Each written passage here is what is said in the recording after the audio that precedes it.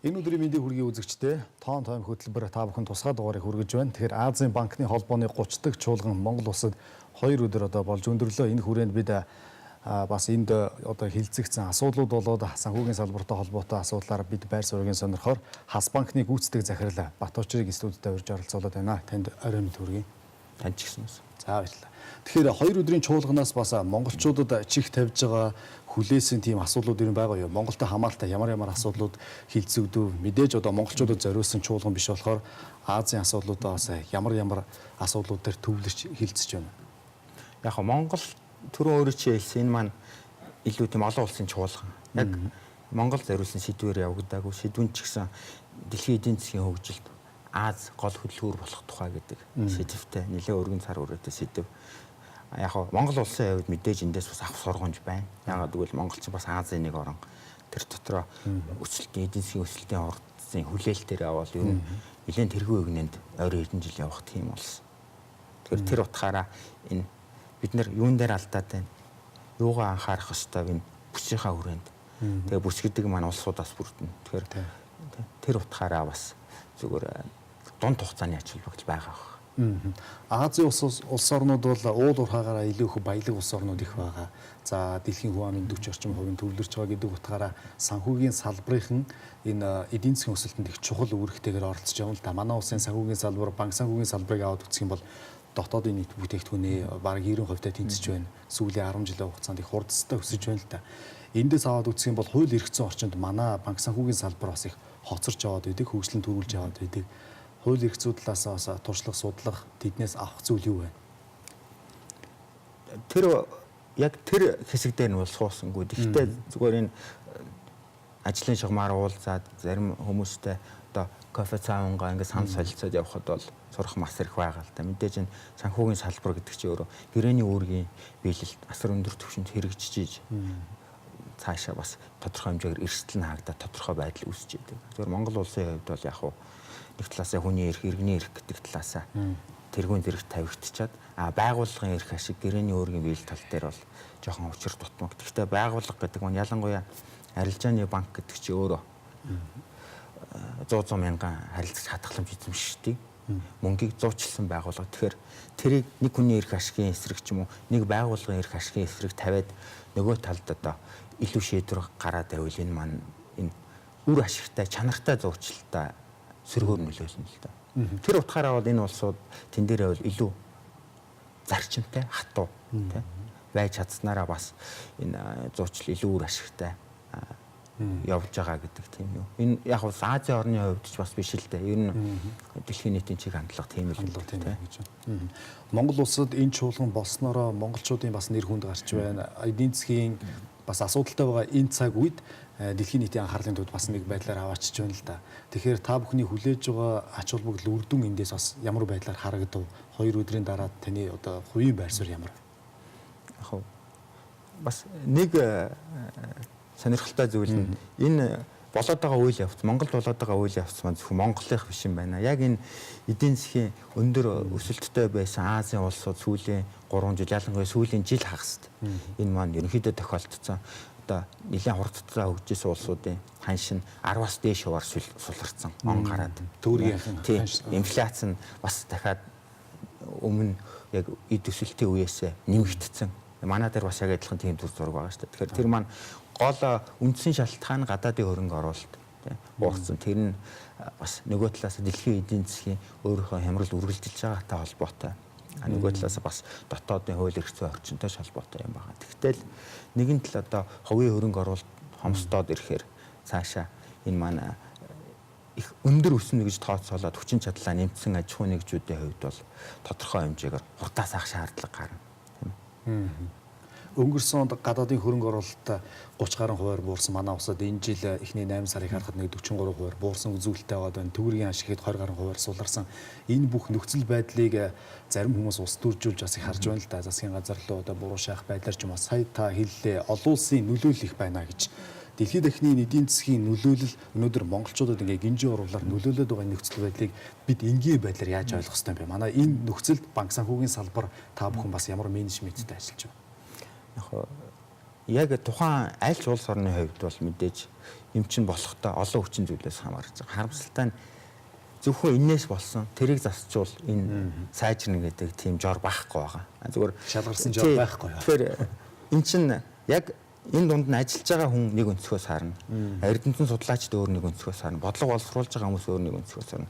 Тэгэд эдийн засаг томроод ирсэн тохиолдолд аль ч хүний харсан өнцөг нэг буруу гэж хэлэхэд хэцүү. Тэгэхээр тэр бүгдийг нийлүүлж байгаа нэг тодорхой чиг хандлага, дүр зураг, бодлогын орчин бий болохгүй гэж үзэж байгаа. Зөвхөн энд нь ажиллаж байгаа банкны хувьд бол мэдээж оны эхнээс бидний хүлээлт бол гол зүйл энэ хөрөнгө оруулалтын, хувийн хөрөнгө оруулалтын орчин сайжрах хэрэгтэй. Гадаадын хөрөнгө оруулалтын орчин сайжрах юм бол биднэрт асар их боломж хэвээрээ байгаа гэдэг үүднээс. Нөгөө талаасаа тэгвэл энэ маань өөрөө хууль журам болоод тодорхой засгийн газрын үйлдэл болоод илэрх ёстой гэдэг үүднээс бас нөгөө талаасаа болгоомжтой байсан. Тэгээд ихэвчлэн энэ банкуд маань илүү энэ эдийн засгийг тодорхой хэмжээгээр идэвхжүүлэх Монгол банкны үн тогтворчуулах хөтөлбөрт нэлээд хамтраад идэвхтэй засгийн газар ч гэсэн энэ орсон. Тэгэхээр энэ хөтөлбөрийг хүмүүс янз янзаар ярьж л байгаа л да. Хэдих мөнгө хийчлээ. Инфляц энэс болсон, ханш болсон, энэс болсон гэдэг. Гэтэл зөвхөн бодит байдал дээр 11 оны үед хэрэглээ нэлээд тэлцсэн, аж ахуйн нэгжүүдийн хүчин чадал нэмэгдсэн байсан. Тэр мэдээж тогтвортой эрэлт биш байсан.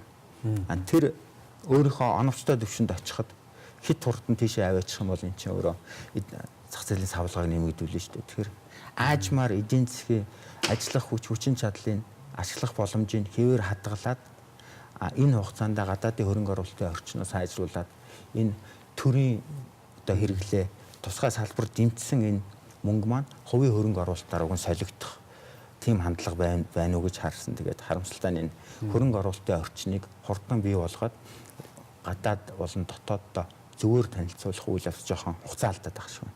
Тэр утгаараа мэдээж эн чинь хэрэг энэ идэвхжүүлэх мөнгөн урсгал нэмэгдээгүй байсан бол магадгүй хямрал 2 дугаар улирлаас 1 дугаар улирлын сүүлээс ч эхлэх магадaltaй л байсан. Тэгэхээр нэг би зүгээр их ололттой гэж үзэж байгаа юм байна. Монгол банк засгийн газар маань засгийн газар хамтарч хэрэгжүүлсэн. Ер нь мэдээлэл их хурдан хугацаанд оновчтой аваад тэн дээр нөгөө богино хугацааны бодлогын арга хэрэгслийг одоо олон муугаас хамгийн бага мууг нь аваад хэрэгжүүлж байна л гэж үзээд байгаа.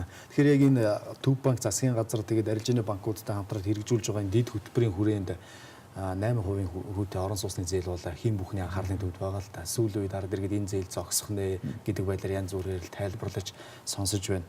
Танах өнөөдөр урьдчилгаан дээр 30 биш 50% болгосон гэж сонслоо. Ямар шалгуур үзүүлэлт барьж байна? Яг гоо ер нь юм чин хязгааргүй үргэлжлэх боломжгүй. Зүгээр заримдаа эрчтэй, заримдаа хурдан саарах хэрэгтэй тийм.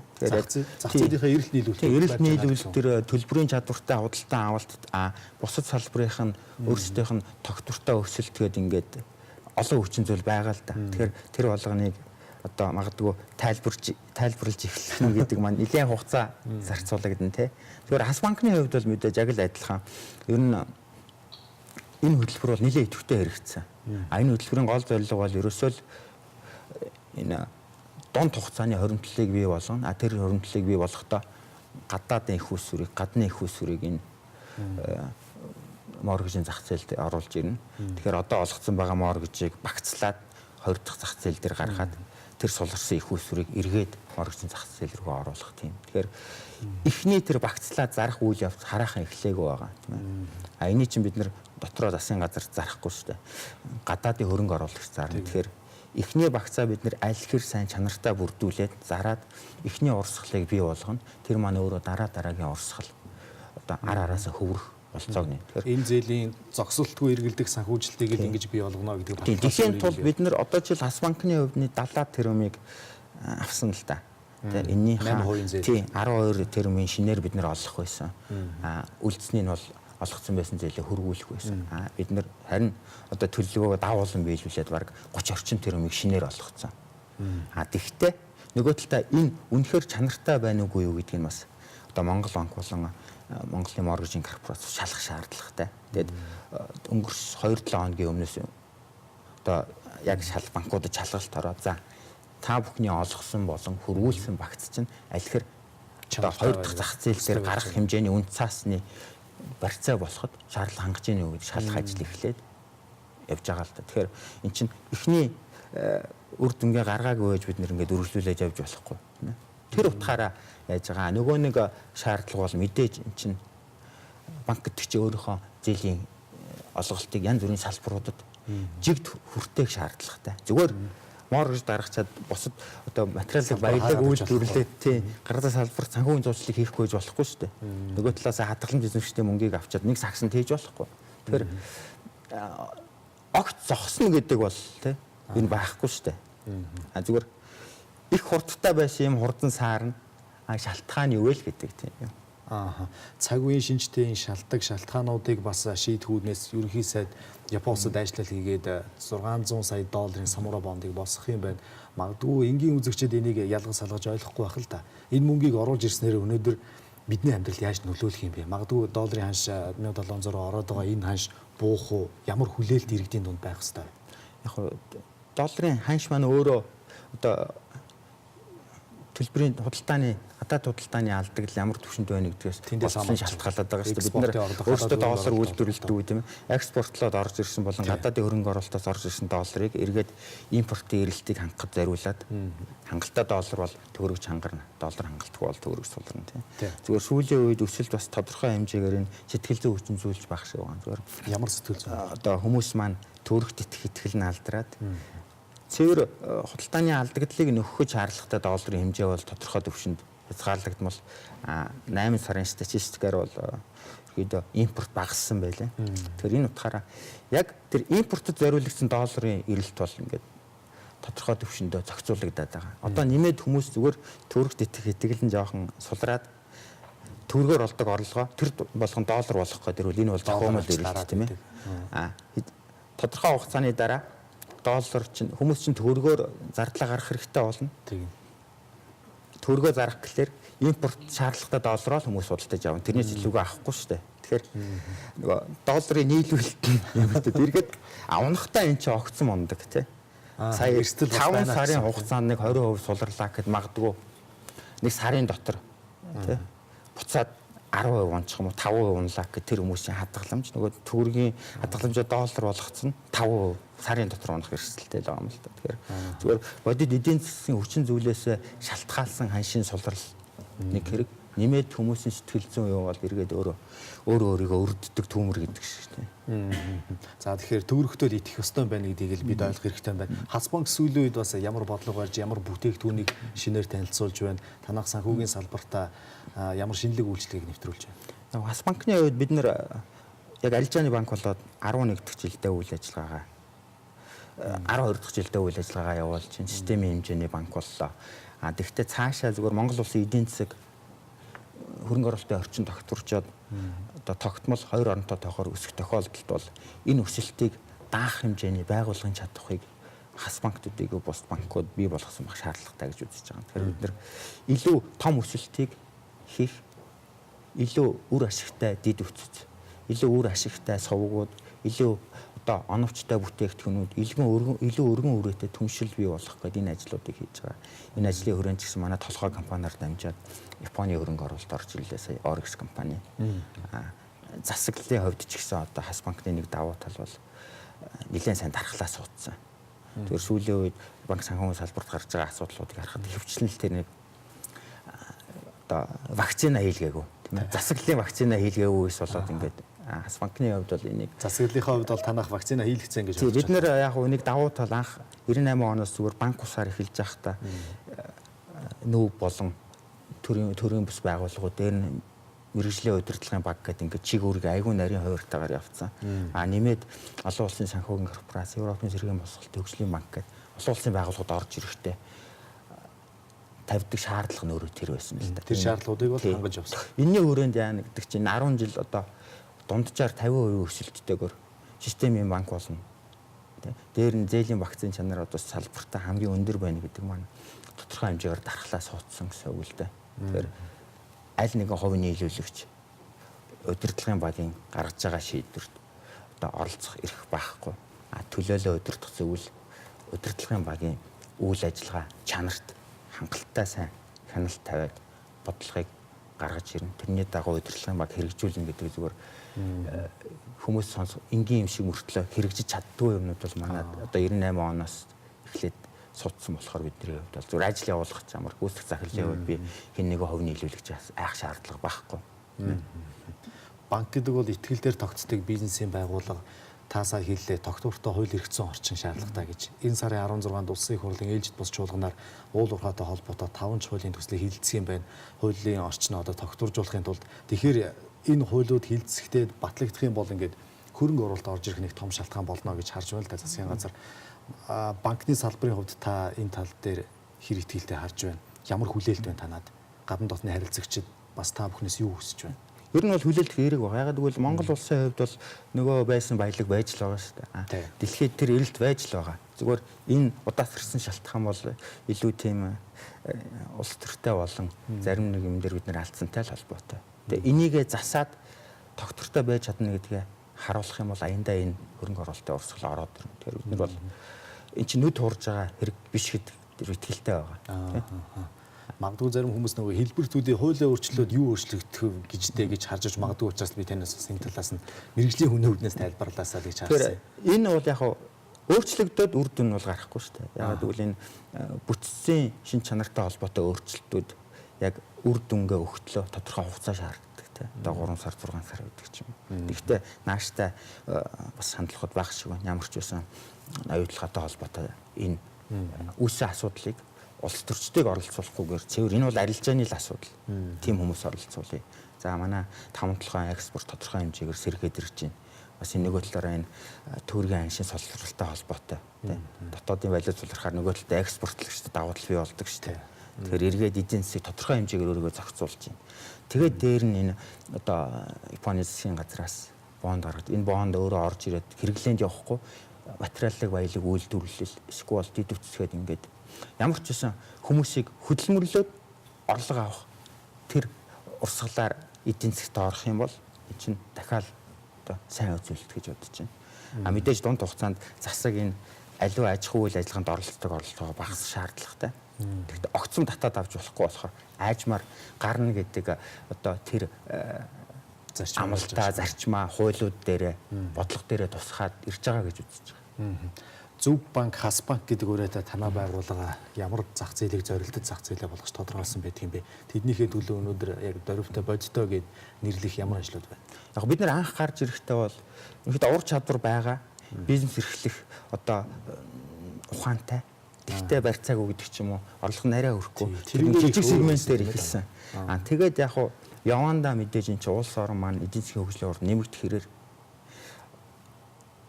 эдийн засаг хөгжихийн хэрээр тийм хүмүүс нэмэгдэх ёсгүй шүү дээ. Харьцангуй багасаад байгаа. Нөгөө талаас тийм хүмүүс маань тодорхой хэмжээгээр бас жижиг дунд бизнес эрхлэгч болж байгаа. Тэгэхээр бид нар нэгдүгээр манай харилцагчдын хэрэгцээ байсан. Хоёрдугаар бидний үйл ажиллагаа өргөжөөд ирэхийн хэрээр бусад сегмент рүү ороод энэ манлайлах санхүүгийн байгууллага бол бусдад үлгэр жишээ үзүүлээ. Зохистой засаглалаараа илүү үн цэн бий болгосон бүтээгдэхүүн хүргэж чаддаг гэдгээрээ. Тэгэд тэр ч утгаараа одоо системийн 4 дахь банк яг энэ бидний анх эхэлсэн тэр сегментээр ч л одоо 100 сая долларын зээлийг бид нэр гаргацсан. Бараг 25-6 мянган жижиг бизнес эрхлэгчдэд бид нар бол зүгээр л өрхөө авч явж байгаа. Одоо амиа аргацаас аж ахуйг эрхэлж байгаа тийм л хүмүүс. Бас тийм хэсэг одоо эдийн засагт байхаас өөр аргагүй шүү дээ. Таны үгэнд компани засаглал гэдэг үг их байна л да. Энэ оны эхэнд байхад компани тухай шинэ хууль батлагдсан. Хууль эрх зүйн орчин танад яаж нөлөөлж байна? Танаа өрсөлдөх чадварт яаж нөлөөлж байна? Банк санхүүгийн салбарт бас туссан одоо өрөө гүйж нь юу вэ? Шинэ хуулийн. Яг илүү эерэг гэж харж байгаа. Тэгвэл засаглалыг зөвхөн одоо лоозон гэдэг ч юм уу сайхан үг гэж хардаг байсан бол одоо энэ бол зайлшгүй шаардлага. Манай хөрөнгөний зах зээл хөгжихийн тулд мэдээж Лондонгийн хөрөнгөний биржтэй ажиллах шаардлагатай жигтэй л тэн дээр хөрөнгө босгох гээд байгаа хүмүүс чинь засаглан байж иж хүмүүсийн мөнгийг удирдах хэрэгтэй болох ёстой болохоос биш. Зүгээр 2 3 хүн гоё төсөл байна гэд хувьцаа гаргаад хүмүүсийн мөнгийг авч болохгүй шүү дээ. Энд чинь үндсэндээ бас нэг санхүүгийн зуучилтэй. Тэр утгаараа тэгээд бүх компаниудын засаглал үндсэндээ чанартай болоод ирвэл аяндаа эдийн засгийн тэр орчин ч гэсэн сайжирна. Тэгэхээр банкны харилцагчид илүү чанартай болно л гэсэн. Банкны харилцагчид чанартай болж байгааг одоо зээлээ эргүүлж төлж байгаа байдлаар нь дүгнэх үү? Ер нь ямар байдлаар танах тодорхойлт юм бэ? Тэр зээл дээр зүгээр 5-6 сая гэж ярьдаг л да мөнгө урсгал те ур чадвар барьцаа тэгээд тэр хүмүүс үнэхээр бизнес эрхлэх ур чадвартай хүсэл эрмэлзэлтэй байна уу гэдэг ингээд. Тэгэхээр барьцаа гэдэг бол нэг л хэсэг. Бид нэр одоо зүгээр 10 хэдэн жил үйл ажиллагаа явууллаа. Гарч байгаа тарилсагч чанар сайжирч байна. Тэд нар маань илүү нөгөө зээл гэдэг бол өөрийг хариуцлах нөгөө талдаа санхүүгийн одоо зуучил хүмүүсийн мөнгө гэдгийг ойлгодог болцсон. Дээр нь зээлийн үүргээ биелүүлнэ гэдэг нь тэр хүмүүсийн бас дараа үйл ажиллагаа өргөжүүлэх бас нэг чухал тулгуур багна гэдгийг ойлгоцсон байна. Тэр утгаараа бол харьцангуй илүү бид орчин сайжраад байгаа тийм. Хас банкны үйлчлэгээ хүртээмжийн хувьд ямар байдалтай ажиллаж байна? Танах ер нь хэдэн ам бүлтэй байгуулга вэ? Бид нар одоо яг хөлбөмбөг гэрээтэй ажиллаж байгаа бол нэг 1700 төгрөг. Мэдээж тэрнээс нөгөө жирэмсний амралт тэргээд ингээд явцсан. Бид нар ажлын байрыг хадгалж яадаг нэг 200 түн байт. Тэгэхээр нэг 1500-аас 1600 хүний хооронд 107 орчим салбар нэгжээр. Тэгэхээр бас бид нар боломжоор нийгэмд ажил олголт, тогтвортой ажил олголтыг дэмжих зам. Үйлчлэгээнд юу гэх юм бэ? Үйлчлэгээнд яг хөө бид нар үн цэнтэй харилцагчийн хэрэгцээ нийцсэн л үйлчлэгээ гэсэн мөрөөр хүргэе. Тэгжээж тэр хүн эргээд биднээс үйлчлэгийг аавна. Тэгжээж тэр ашигчийн өөрөө шудраг ашиг байна. Шудраг ашиг гэдэг маань одоо эргээд бид нар бизнес дээр удаан тогтох боломж олгоно. Тэгэхээр банкны эрхэм зорилго ч гэсэн одоо их дэлхийн эрдэнэт хүмүүс эрхэм ашиг гэдэг. Эхлээд сонсохоор бас л лоозон шиг сонсогддог. Гэхдээ бид нар чинь байгууллага гэдэг чинь нийгмийн амтан.